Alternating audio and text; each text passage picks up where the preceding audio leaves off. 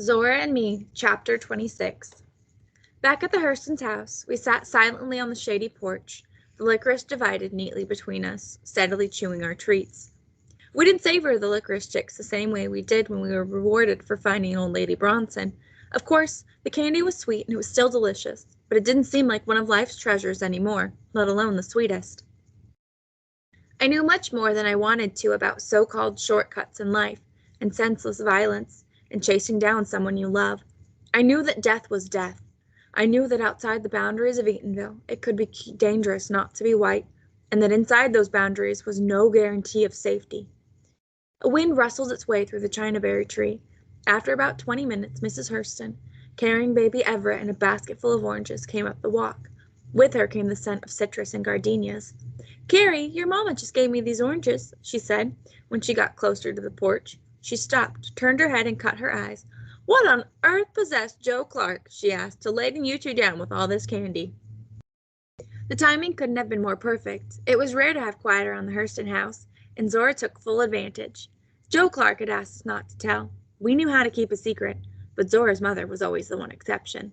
Right there on the front porch, with us still sitting and Mrs. Hurston standing with baby Everett asleep on her left shoulder, Zora and I told her everything. Every expression under the sun passed across Mrs. Hurston's face.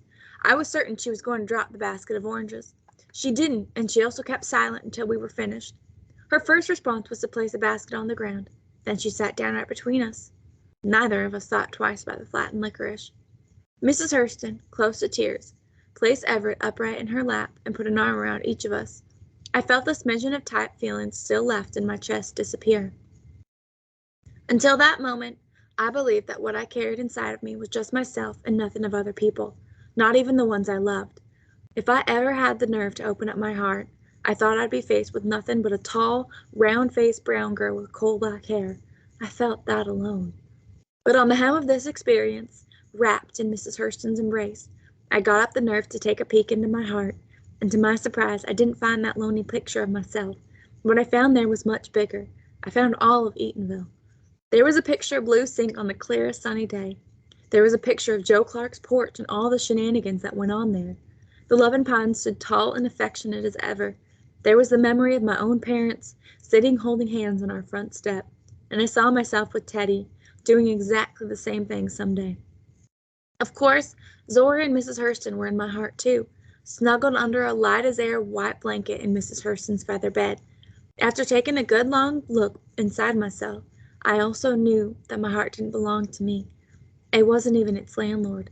The people, dirt, trees, bricks, and air of Eatonville were. Eatonville wasn't just my home, it was my destiny.